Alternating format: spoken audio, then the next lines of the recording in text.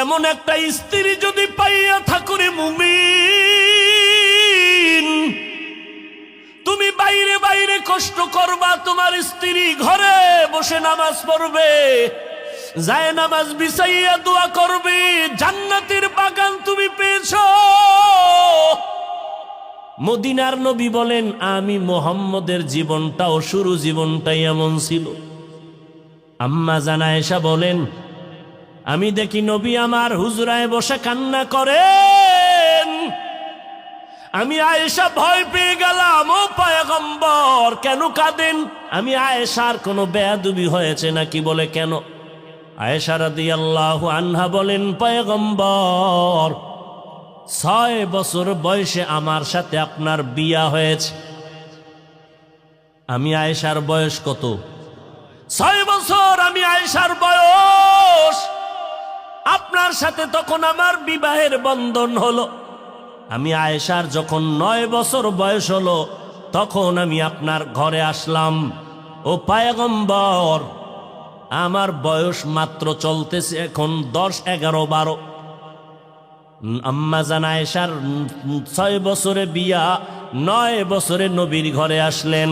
আম্মা জান আয়েশা রাদিয়াল্লাহু আনহার 18 বছর যখন হলো, তখন আমার নবী দুনিয়া থেকে বিদায় হয়ে চলে গেলেন। আর আমার এলাকায় আমার বোনের বয়স 20-25 হইয়াও যায়, আর বড় বিয়ার খবর নাই। আর আম্মা জানের সাথে নবীর বিয়া হইল কয় বছরে? জোরে খন। 6 বছর।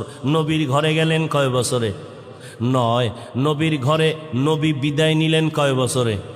18। নবীজির ঘরে যাইয়া আম্মাজান সময় কাটাইলেন কয় বছর? 6 বছরে বিয়া, 9 বছরে ঘরে গেলেন, 18 বছরে নবী বিদায়। থাকলেন কয় বছর? 9 বছর। এরে নাজিরপুর এলাকার আম্মাজান, ভালো করে শুনেন। আম্মাজান আয়েশা রাদিয়াল্লাহু আনহা 9 বছর আমার নবীর সংসার করলেন, মাত্র টোটাল 18 বছর। এই 9 বছর আমার নবীর সোহবতে থেকে আম্মাজান আয়েশা নবীর কি বরকত পেয়েছেন। আম্মাজান আয়েশা বলেন, আল্লাহর শুকর, আমি 9 বছর বয়সে নবীর ঘরে আসার পরে 18 বছর আমি নবীর বিদায়ের বেলায় 18 বছর বয়স, মাত্র 9 বছর সংসার করেছে। এই 9 বছর নবীর বরকতে আমি আয়েশা কি পেয়েছি দুনিয়ার নারীরা জানো? আমি আয়েশা নবীর এই সোহবতে 2000-এর উপরে হাদিসের হাফেজা হয়ে গেছি। আর আমগো আম্মাজানেরা কোরআন শরীফও পড়তে পারে না, নামাজে দাঁড়াইলে কি পড়ে আল্লাহই জানে। পুরা কোরআন পড়তে পারেন না রে মা। নামাজটা শুদ্ধ করিয়া পড়ার জন্য তো আলহামদু সূরাটা লাগবেই, এর সাথে কুল হু আল্লাহ ওয়াল আসরে সূরাটাও লাগবে, ইন্না আতাইনা সূরাটাও লাগবে। পুরা কোরআন শরীফ যদি পড়তে নাও পারেন, নামাজটা শুদ্ধ করিয়া জীবনে কামাই করার জন্য কমপক্ষে 10টা সূরা শুদ্ধ করা তো দরকার ছিল।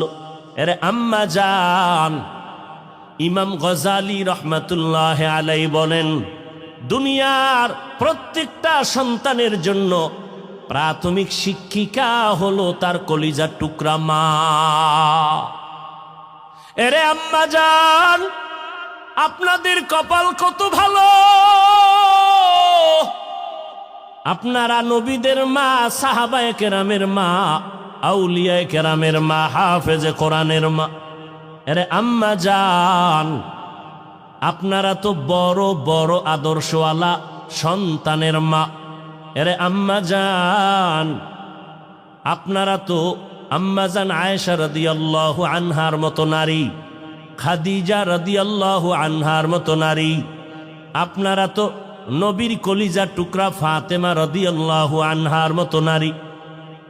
এরে আম্মা জান, একজন নারী নবীর ঘরে গেলেন, একদিন গিয়া নবীর স্ত্রীকে প্রশ্ন করলেন, পুরুষেরা জুমার নামাজে যায় কত সওয়াব, আমরা মহিলারা যেতে পারি না, কপাল খারাপ। খেয়াল করবেন, পুরুষেরা জানাজায় যায় কত সওয়াব, আমরা নারীরা যেতে পারি না, আমগো কপাল খারাপ, এত সওয়াব তো পেলাম না।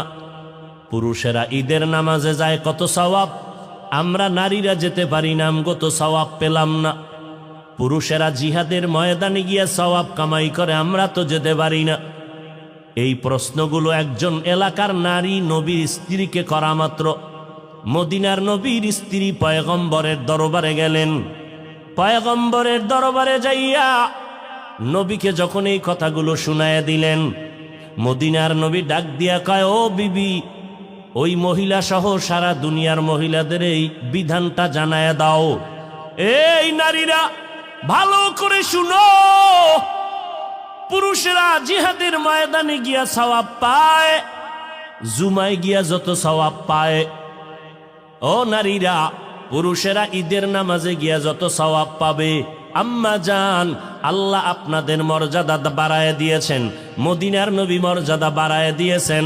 আমার নবীর মাত্র 25 বছর যৌবন, ওই সময় বিবাহ করেছেন 40 বছরের বিধবা নারী খাদিজাকে আমার নবী বিবাহের বন্ধনে আবদ্ধ করলেন। আমার নবীর জীবনের সন্তান সব খাদিজার গর্ভ থেকে আসছে। দুনিয়াতে নবীর আওলাদের বংশ জিন্দা আছে নবীর কন্যা দ্বারা, ফাতেমা রাদিয়াল্লাহু আনহার মাধ্যমে বর্তমানে নবীর আওলাদার বংশধারাটা অব্যাহত আছে। এরে পর্দার আড়ালের আম্মা জানেরা, আমার নবীও বলে, আমি মুহাম্মদ, সৃষ্টির শ্রেষ্ঠ মুহাম্মদ হইয়াও আমার কোনো ছেলে নাই, আমিও 4 কন্যার বাবা। ও নারীরা ভালো করে শুনে নাও, তোমার গর্ভে যদি প্রথম নারী আসে, একটা কন্যা সন্তান পেয়েছো বাবা, একটা জান্নাতের মালিক হয়েছো। 2টা কন্যা সন্তানের বাবা হয়েছো, 2টা জান্নাতের মালিক হয়ে গেছো। 3টা কন্যা সন্তান পেয়েছো, 3টা জান্নাতের মালিক হয়ে গেছো। মদিনার নবী বলেন, বিবি সাহেব জানায় দেন সমস্ত নারীদের, পুরুষেরা জুমার নামাজে গিয়া সওয়াব পায়। ও আম্মা জানেরা, আপনাদের জুমার নামাজে যাওয়া লাগবে না, আপনাদের ঈদের নামাজে যাওয়ার প্রয়োজন নাই, আপনাদের জিহাদের ময়দানেও যাওয়ার প্রয়োজন নাই। আপনারা ঘরের মধ্যে থাকিয়া নির্জনে নিরিবিলি পরিবেশে নামাজটা আদায় করবেন। সময় মতো নামাজ যদি পড়তে পারেন, পুরুষেরা বাইরে গিয়া জুমায় গিয়া ঈদগায় গিয়া যেই পরিমাণ সওয়াব পাবে, আমার আল্লাহ নারীদেরকে ওই পরিমাণ সওয়াব ঘরের মধ্যে দান করে দিবেন। এরে আম্মা জানেরা, ভালো করে শুনেন, আম্মা জান আয়েশা রাদিয়াল্লাহু আনহা নবীর মাত্র 9 বছর ঘর করিয়া 2000 উপরে হাদিসের হাফেজা। শুধু কি তাই, আল্লাহ এত পরিমাণ ইলম দান করেছেন। বড় বড় বড় বড় সাহাবারা মাসআলায় যদি আটকাইয়া যাইতেন, আম্মা জান আয়েশার দরবারে গেলে আম্মা জান আয়েশা একটা সমাধান দেওয়া মাত্র সাথে সাথে তারা মেনে নিতে। নবীজির ইন্তেকাল হইছে সোমবার দিন দুপুরের টাইমে, দুপুরের আগে আগে। রসুলের দাফন হইছে বুধবার দিন তাহাজ্জুদের টাইমে। অথচ রসুলের হাদিস কি, কোনো মানুষ যদি মরে যায়, যত তাড়াতাড়ি পারো জানাজা পড়াইয়া দাফন করো, মাইয়েতের উপরে রাখবা না, কষ্ট পায়। যেই কথা রসুল বললেন, রসুলের দাফনে 3 দিন দেরি হলে কেন? সোমবার দুপুরে রসুলের ইন্তেকাল, বুধবার রাত যাইয়া তাহাজ্জুদের টাইমে দাফন।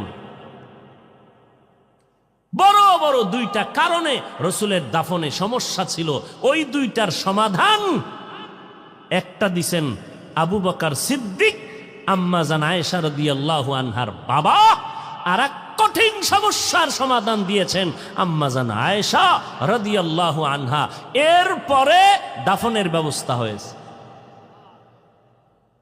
ওই সমস্যা কি ছিল, এগুলো বলতে গেলে আরো 2 ঘন্টা সময় অন্যদিকে চলে যাব।